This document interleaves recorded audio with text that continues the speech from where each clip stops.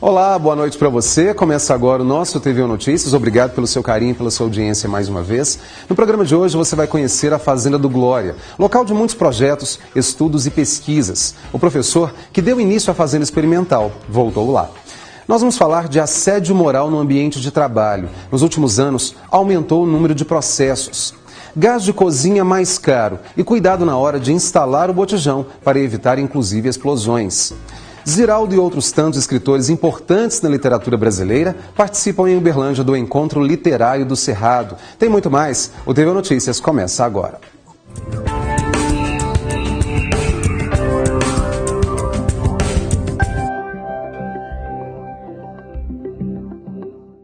A Fazenda Experimental do Campus Glória existe há aproximadamente 40 anos. O professor Luiz Antônio foi o responsável pela estruturação da terra. É a primeira vez que visita o local após anos de aposentadoria. Você confere esse episódio marcante na história do professor e da UFO na reportagem a seguir. Bem-vindo à Fazenda Experimental do Glória. A área total tem mais de 650 hectares. Foi graças à dedicação do professor aposentado da UFO, Luiz Antônio, que o projeto saiu do papel. Conta que há 40 anos o local tinha apenas mato e cerrado em pé. O convite para estruturar a fazenda foi do reitor Gladstone Rodrigues da Cunha Filho. Ele me mandou que organizasse e fizesse um planejamento para a implantação dessa fazenda modelo, dessa fazenda escola. Isso foi nos idos de 1977. Então, atendendo ao mando do nosso reitor, daquela época, pessoa admirável, isso foi feito. Este curral foi a primeira construção da Fazenda Experimental do Glória. Em 1977, a área foi estruturada para ser uma fazenda-escola dos cursos de Medicina Veterinária e Biologia. Luiz Antônio ingressou como professor na Universidade Federal de Uberlândia em 1975. Lecionou Economia Rural no curso de Ciências Econômicas. Em 76, se tornou professor na graduação de Medicina Veterinária.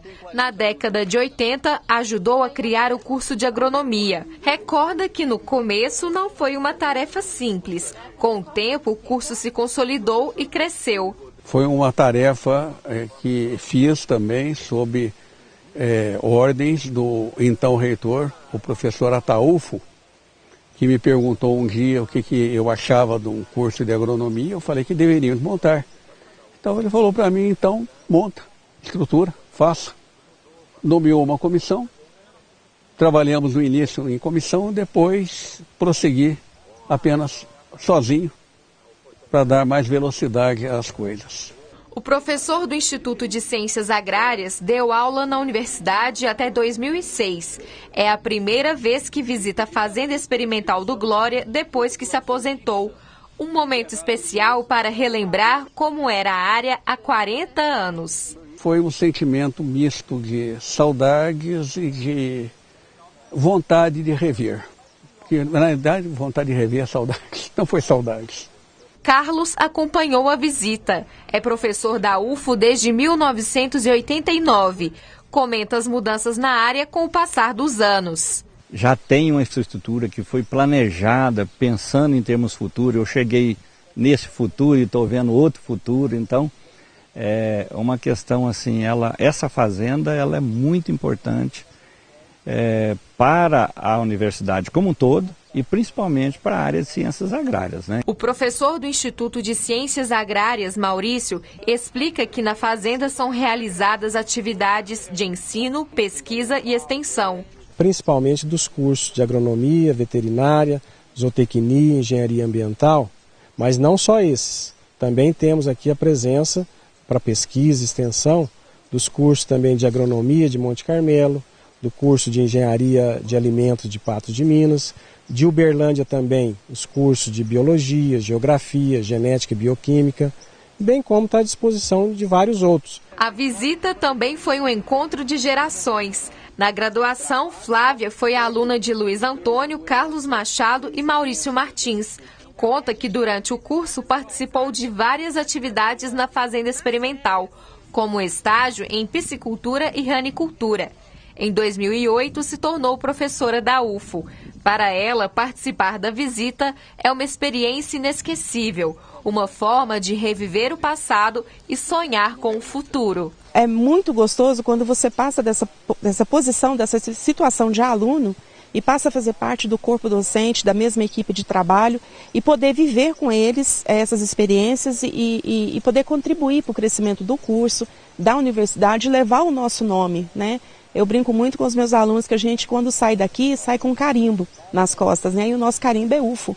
Assim como em uma corrida de revezamento, Luiz Antônio deixa um legado e confia à comunidade acadêmica as próximas etapas da missão. Corrida de revezamento, né? Cada um faz sua parte.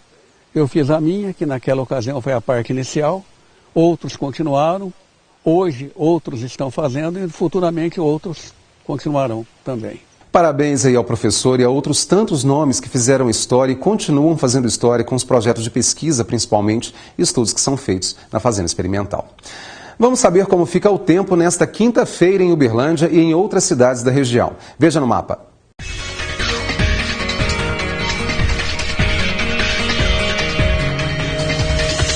Em Uberlândia, sol e aumento de nuvens pela manhã. Não chove. Mínima prevista de 20 graus e máxima de 33. Em Ituiutaba, amanhã vai ser de muito calor, com mínima prevista de 23 e máxima de 36 graus no fim da tarde.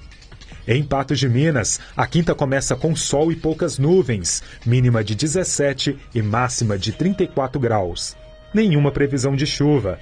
Em Monte Carmelo, a temperatura varia entre 18 e 32 graus. Não chove na cidade.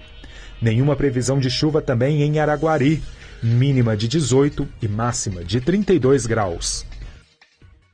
O preço do gás de cozinha aumentou 6,9%. O reajuste é o segundo no mês de setembro. E por falar no assunto, acidentes envolvendo explosões com o GLP não são incomuns. Todo cuidado é pouco na hora de instalar o botijão. O gás, na maioria das vezes, acaba nos momentos que mais precisamos. Já aconteceu de eu pedir emprestado do vizinho. Então, geralmente eu tenho 2 botijões em casa. Sempre. Mas já aconteceu de ter os 2 e quando eu vou precisar, tá vazio.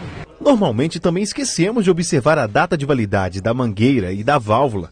Só que nesse caso, o problema pode ser maior. Tem que estar atento para isso, eles têm validade de 5 anos. E para saber se está vazando ou não, tem um teste que se faz com uma bucha e um pouco de sabão e água. Você passa em volta do registro e das pontas da mangueira para saber se está vazando ou não. Se estiver vazando, vai começar a formar bolhas, né? Esse teste deve ser feito para identificar de pronto se a troca foi feita da maneira correta e se o sistema não está vazando. No ano passado, o Corpo de Bombeiros registrou cerca de 10 casos de incêndios envolvendo o botijão de gás em Patos de Minas. O botijão em si não explode. Por que ocorre a explosão? Porque ocorre um vazamento e esse gás se acumula no ambiente. E o ambiente depois, por alguma faísca, alguma coisa que vai dar ignição, gera explosão. Por isso, você também pode ficar atento a algumas situações importantes para evitar problemas. Ao comprar o botijão, verifique se ele não está amassado ou enferrujado. O regulador de pressão e a mangueira devem conter a identificação do Inmetro. Verifique se há vazamento de gás na válvula utilizando uma esponja com água e sabão. Se soltar bolhas, há algo errado. Ao sair da residência, sempre feche o registro. E não deixe panelas no fogo e saia de casa. Caso você perceba vazamento de gás devido ao cheiro forte, a orientação é abrir as portas e janelas para arejar o local. Primeiramente, não acione nada elétrico, certo? Depois você vai procurar ventilar aquele local, aquele ambiente. Abrir todas as portas e janelas e, posteriormente, tentar chegar até aquele botijão e fechar o registro. E deixar a casa continuar ventilando. Por que se faz isso? Para evitar o risco da explosão, que pode sim acarretar muitos danos, como queimaduras e até a morte. E ficam as dicas aí, inclusive em relação à segurança da casa e da própria família. Depois do intervalo, nós vamos falar de assédio moral no ambiente de trabalho. Nos últimos anos, aumentou o número de processos. Tem muito mais, o TV Notícias faz um rápido intervalo e volta já.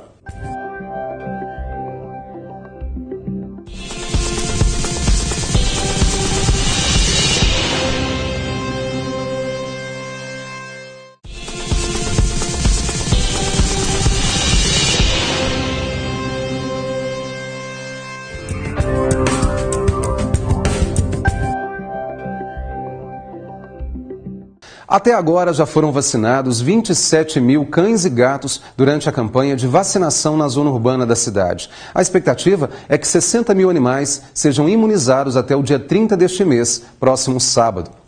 Ao todo, são 31 pontos fixos e mais 200 postos itinerantes. O horário de atendimento é de 8 da manhã às 4 da tarde. E mais informações pelo telefone 3213-1470. O Instituto de Ciências Biomédicas, em parceria com o Diretório Acadêmico do curso de Biomedicina e o Programa de Pós-Graduação em Imunologia e Parasitologia Aplicadas, promovem um fórum de conhecimentos sobre doenças emergentes e infecciosas também que afetam o Brasil. As inscrições já podem ser feitas. Os detalhes com Gislene Rodrigues. O workshop de doenças infecciosas e o encontro de práticas aplicadas acontece entre os dias 19 e 21 de outubro. Para ter mais informações, eu converso com o Tiago Mineu, que é coordenador do programa de pós-graduação em Imunologia e Parasitologia Aplicadas. Professor Tiago, conta pra gente qual o objetivo desse fórum. Ok, então esse fórum é voltado principalmente para os alunos de graduação da universidade, fora da universidade, e também para nós, eu estou envolvido porque nós, numa iniciativa junto com o programa de pós-graduação e o curso de graduação em biomedicina, nós estamos auxiliando, colocando os alunos em conjunto para tentar melhorar a questão do contexto e a difusão de conhecimentos. Quais são alguns destaques da programação? Nós teremos palestrantes de fora da UFO, nominalmente o professor Olindo Assis, que é um pesquisador da Fiocruz de Belo Horizonte, dentre outros, né? Bem como mini cursos que os alunos poderão se inscrever para fazer durante a semana. Professor, como é possível participar do evento? Ok, então é simples entrar no site do evento e fazer a inscrição lá nas diferentes modalidades, ou o evento principal ou os minicursos que estão disponíveis. Vamos reforçar o convite, o horário, a data, local do evento para o público. Ok, então o evento vai ser realizado entre os dias 19 e 21 de outubro, aqui no Anfiteatro do Bloco 2A, no campus do Moarama. A partir, se eu não me engano, no começo da tarde, no fim da tarde. Excelente, professor. Muito obrigada pelas informações. É com você, Flávio. Obrigado, Gislene, pelas informações. Nos últimos 2 anos, segundo a Controladoria Geral da União, cresceu o número de processos administrativos instaurados para apurar maus tratos psicológicos no ambiente de trabalho. O que é considerado assédio moral no ambiente de trabalho, como buscar ajuda e o que a própria empresa pode fazer para evitar essa situação. São algumas perguntas que nós vamos responder a partir de agora. Aqui comigo está a professora da Faculdade de Direito da UFO, Juliane Caravieri. Juliane, muito obrigado pela presença aqui hoje. Quando a gente fala de assédio moral ou de questões ligadas aos maus tratos psicológicos ao funcionário, o que a gente deve levar em consideração, ou pelo menos como que a gente conceitua na prática esse assédio moral? Boa noite, agradeço a oportunidade de estar aqui, falando sobre esse tema tão polêmico do assédio moral no ambiente de trabalho. Normalmente, esse tipo de violência, a dignidade do próprio trabalhador, ela é muito encontrada nas organizações empresariais. Mas também no âmbito do setor público também está se verificando esse tipo de prática, No âmbito das empresas, normalmente os trabalhadores são submetidos a muitas cobranças, extensas jornadas de trabalho, às vezes metas para serem atingidas, e esse assédio se constitui em práticas reiteradas, pode ser do subordinado, pode ser do próprio chefe, um colega de trabalho, e se espraia em várias situações. Pode ser também a respeito de algumas piadinhas, tentativas de humilhar a pessoa, colocando ela numa condição de inferioridade, em razão de sua capacidade física ou mesmo intelectual. São várias práticas que ocorrem no ambiente de trabalho, mas elas têm que ser reiteradas.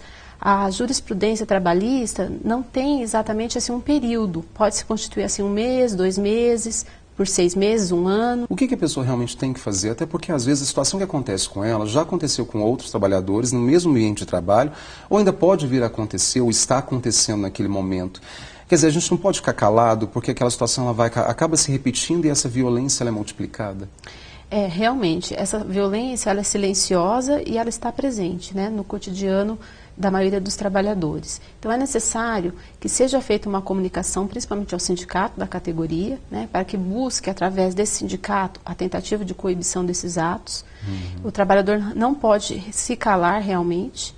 E a outra medida é a atuação do Ministério Público, aí de modo amplo, ele não vai poder atuar indiretamente em cada caso, né? E talvez existindo agora novas possibilidades de organização de trabalhadores, se há dentro da empresa, se são empresas grandes, né, alguma organização, uma representação de trabalhadores, levar também essas questões para serem discutidas. A CIPA também pode ajudar nesse sentido, porque tem relação com a questão do adoecimento profissional, né? Sim, até por questões emocionais mesmo. Né? As doenças psíquicas, né, estão aumentando bastante também, né, relacionadas ao trabalho.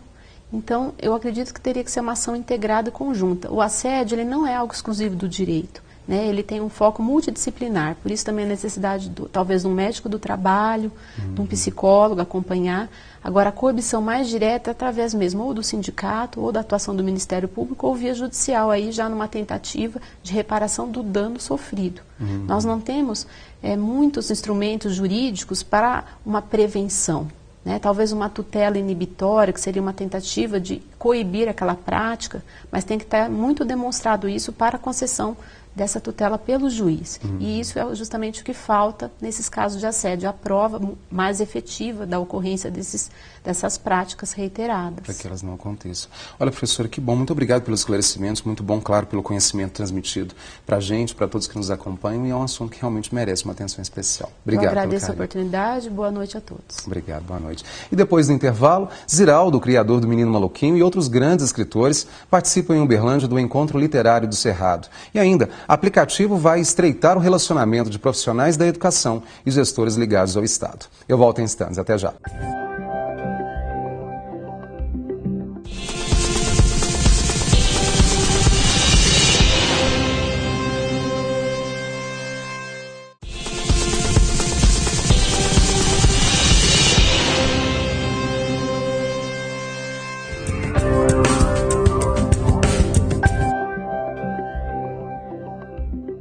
Mais de 200 lotes de veículos serão leiloados no dia 18 de outubro em Uberlândia. E os interessados já podem acessar o edital na página da Prefeitura, www.uberlandia.mg.gov.br. Pela primeira vez, o leilão acontecerá simultaneamente pela internet. A visita ao pátio, onde estão os veículos e implementos agrícolas também, poderá ser feita a partir do dia 9 de outubro. Foi lançado o aplicativo Na Ponta do Lápis. A iniciativa do Tribunal de Contas vai controlar a qualidade da educação pública, aproximando a comunidade escolar dos gestores e buscando soluções para os problemas. A cidade escolhida para começar o projeto foi Sabará, na região metropolitana do estado. A Alana tem 13 anos e há 2 estuda nesta escola municipal. Ela adora a comida da cantina e elogia o ensino, mas sabe que a instituição também tem problemas. A escola precisava de uma reforma, uma pintura, e a quadra, quando chove, não dá pra gente usar ela. E não para por aí. O laboratório de informática tem apenas 10 computadores para uma média de 30 alunos por aula. Mesmo com algumas dificuldades, a escola é referência para a comunidade. Tanto, né, para usar nos finais de semana, quanto no ensino. Eles adoram, aqui é muito bom. Apesar da gente estar na periferia, você vê, a escola não tem uma pichação. Os meninos contribuem com a nossa escola. A Escola Municipal Vereador José Lopes é um dos 46 colégios de Sabará que passaram por uma pesquisa do Tribunal de Contas de Minas.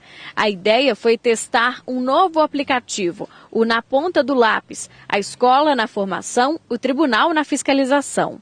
Com o aplicativo, alunos, professores, funcionários e os cidadãos em geral poderão responder a questionários sobre a qualidade do serviço prestado pelas escolas públicas. Há perguntas sobre banheiros, biblioteca, material didático, quadras esportivas, refeitório, sala de informática, sala de aula e segurança. Com o aplicativo é possível fazer relatos, denúncias e reclamações, incluindo postagem de fotos.